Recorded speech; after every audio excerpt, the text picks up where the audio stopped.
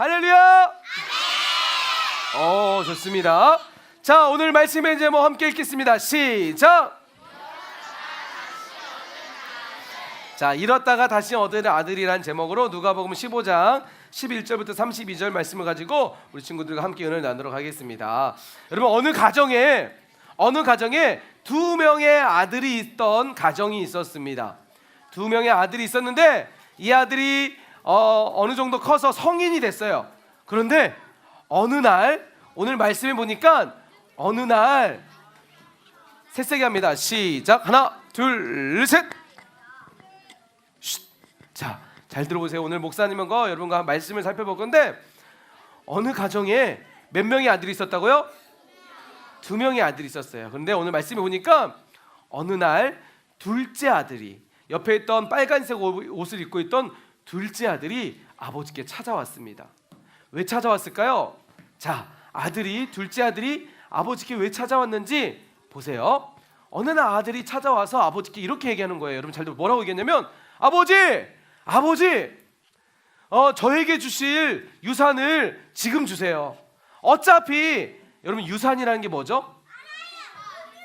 돈 주는 거? 아니요, 유산은 뭐냐면요, 맞아, 돈 주는 게 맞는데, 잘 들으세요. 아버지가 돌아가시면, 아버지가 죽으면 아버지의 재산을 자녀들에게 주는 걸 유산이라고 그러는 거예요. 그런데 지금 이 아들이 아버지가 살아있는데 뭐라고 하냐면, 아버지, 저에게 유산을 좀 주세요.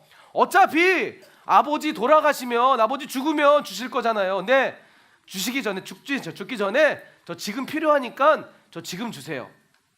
여러분, 아들이 지금 아버지에게 이게 할 말이 아니에요. 할 말이 아니에요. 아니, 어떻게 아버지가 살아계시는데, 아빠 죽을 거니까, 아빠 이제 죽을 거잖아요. 나이도 먹었고 이제 얼마 살 날도 없잖아요. 아빠 죽을 거니까 미리 그 재산 저한테 주세요. 여러분, 이런 아들이 있어요? 아버지의 마음이 어떨까요? 아버지가 너무 가슴이 아팠어요. 아니, 뭐라고? 야, 이놈아, 정신 좀 차려, 야, 이놈아, 라고 했을 거예요. 그런데 이 아들은 하루 이틀 계속 아버지가 와서, 아버지 좀 주세요, 저 잘 주세요, 그냥 저 아니 죽을 거예요.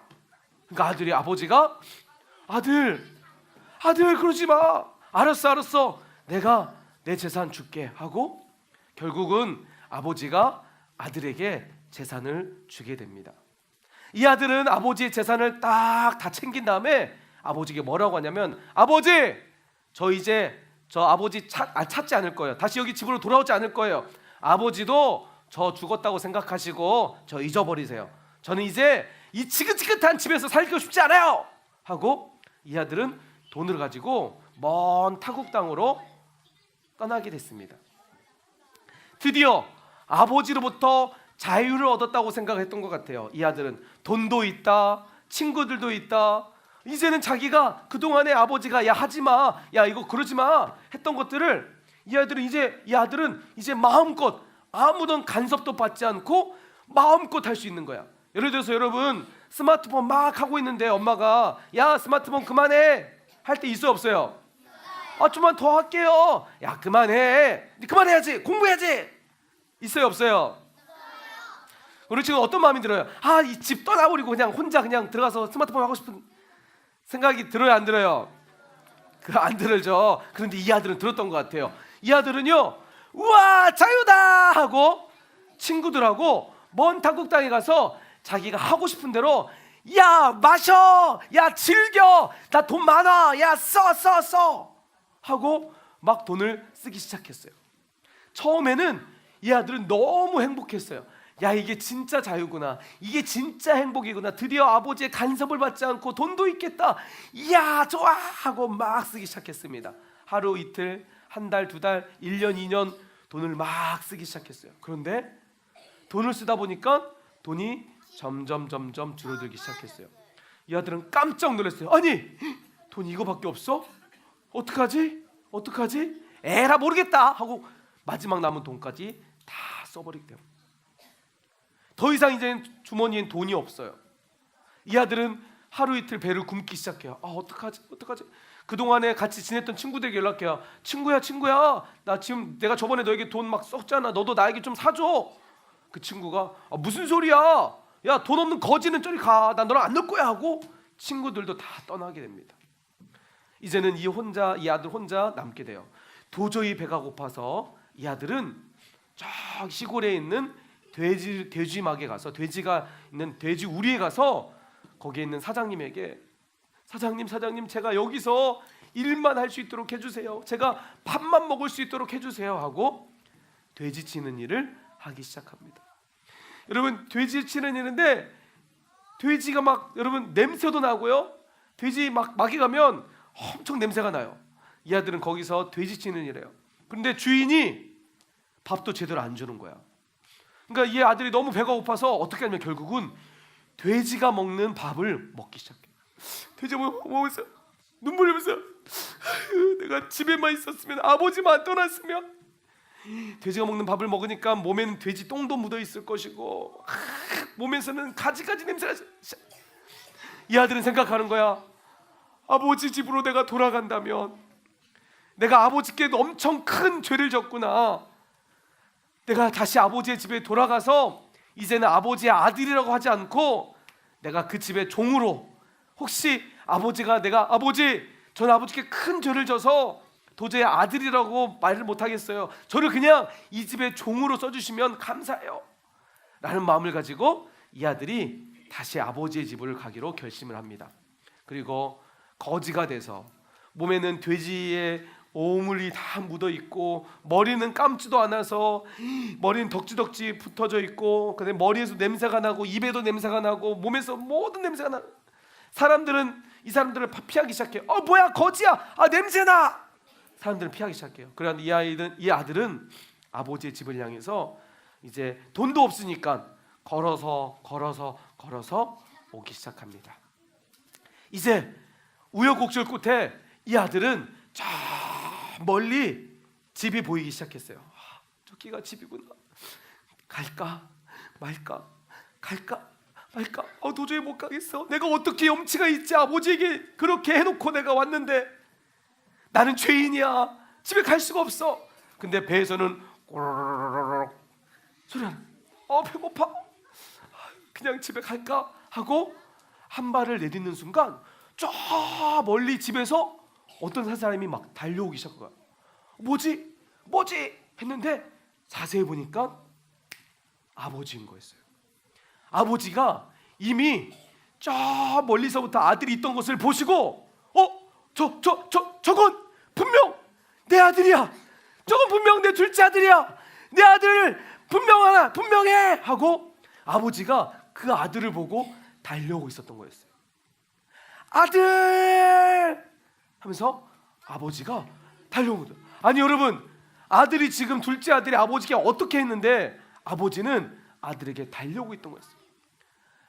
아들 하면서 아버지가 이 아들에게 달려와서, 이 아들은 이미 거지가 됐고 몸에는 냄새가 다 나는데 아버지를 도저히 볼 수가 없는 거예요. 아버지를 도저히 맞이할 수가 없는 거예요. 왜 그러냐면 아들이 아버지께 엄청난 죄를 짓고 왔잖아요. 그죠? 아버지께 왔단 말이에요. 결국은 아버지가 이 둘째 아들을 꽉 껴안으신 거야. 아니 몸에서는 엄청난 냄새가 나는데도 불구하고 아버지는 그런 거 상관없이 아들을 꽉 껴안으시고 아들 하면서 펑펑 울기 시작한 거야. 아들 왜 이제 왔니? 내가 너를 보내고 나서부터 하루도 잠을 제대로 못 잤단다. 네가 집을 떠나는 순간부터 나는 매일 이 자리에 서서 너를 기다렸단다. 이제나 저제나 네가 올까? 나는 날마다 마음을 졸이면서 너를 기다렸단다. 그러자 아들이 이야기합니다. 아버지 죄송해요. 저는 더 이상 아버지의 아들이 아니에요. 저는 아버지의 그냥 종으로만 써주세요. 그러자 아버지가 뭐라고 했을까요? 이 녀석아 무슨 말이냐. 너는 내 아들이야. 너는 내 기쁨이야. 너는 나의 보배란다. 아버지가 아들에게 껴안으시고 그리고 사람들에게 이야기합니다. 여봐라 내 아들이 죽었다가 내 아들이 다시 살아서 왔단다. 내가 잃었다가 다시 내 아들을 내가 얻었노라. 여봐라 잔치를 벌이자 하고 동네 사람들을 모아놓고 잔치를 벌이기 시작했어요. 여러분 이게 이해가 되세요? 아니, 아버지에게 이 아들이 어떻게 하고 갔어요? 아버지 죽을 거잖아요. 저는 아버지 아들 아니에요. 저는 돈이 중요해요. 아버지보다 돈이 있으면 되는 거예요. 돈만 주세요 하고 떠났던 아들이었어요. 아버지에게 엄청 큰 죄를 짓고 아버지를 떠났던 아들이었어요. 그런데 그 아버지는 아들을 너는 다시는 내 아들 아니야 라고 하지 않으시고 매일 밤을 매일을 아들이 오기만을 기다리시고 찾으시고 아들이 올 때에 맞이해 주셨던 분이 바로 하나님 아버지였습니다. 사랑하는 우리 친구들, 오늘도 우리가 살아가는 주변에는 많은 믿지 않는 사람들이 이처럼 방황하고 있어요. 예를 들어서 어떤 사람이 있는데 어떤 사람이 지금 여기가 아주 깊은 낭떠러지에 있어요. 낭떠러지인데 어떤 사람이 그냥 이걸 못 보고 걸어가고 있다. 쳐보세요. 막 걸어가고 있어요. 근데 걸어가고 있을 때에 이 낭떠러지 앞에서 여러분이 저 앞에서 보고 있는 거야. 여러분 뭐라고 할 것 같아요? 만약 어떤 사람이 그래서 날라랄라 가고 있어요. 여러분 어떻게 해요? 가면 안 돼요. 이렇게 할 것 같아요? 아니면은 더 가세요. 한 번만 더 가세요. 좀만 가시면 돼요. 이렇게 할까? 아니면은 세 번째, 아니면은 그냥 보고만 있을까요? 떨어질까?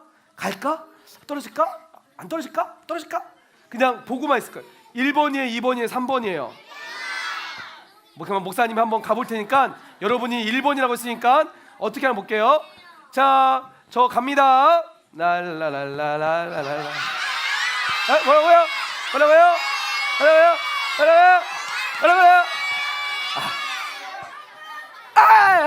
자, 끝까지 얘기하죠. 끝까지. 자, 보세요. 지금도요. 죄의 깊은 낭떠러지를 향해서 하나님의 품을 떠나 걸어가고 있는 사람들이 너무 많이 있어요. 여러분 오늘 이 말씀은요, 하나님의 마음이에요. 하나님의 마음, 우리를 향한 하나님의 마음. 그리고요, 이처럼 죄의 깊은 절망 속에 그것을 향해서 가는 사람들에게 하나님의 마음은 뭐냐면, 친구들아 잘 들어봐. 야야야, 너희가 방금 안 돼요. 가면 안 돼요. 더 이상 가면 안 돼요. 돌아서야 돼요. 돌아서서 다시 안전한 곳으로 오세요. 다시 이쪽으로 오세요. 이렇게 하나님은 우리가 하나님의 품을 떠난 사람들을 향해서 이야기해 주길 원한다는 사실이에요. 사랑하는 우리 친구들, 오늘도 예수님은 우리를 기다리고 계십니다. 그리고 아버지의 마음처럼 아버지를 떠났지만 아버지는 다시 그 아들이 돌아오기만을, 다시 그 아들이 아버지 품으로 오기만을 간절히 소망하고 있다는 사실입니다. 오늘 이 말씀을 기억하고 우리 주변에 하나님을 믿지 않고 하나님을 떠나 있는 많은 사람들에게 예수님을 소개하고 전할 수 있는 우리 친구들이 되길 원합니다. 그리고 오늘 말씀을 통해서 하나님의 마음이 무엇인지 깊이 마음에 품고 살아가는 저와 여러분 되시길 주님의 이름으로 간절히 소망합니다.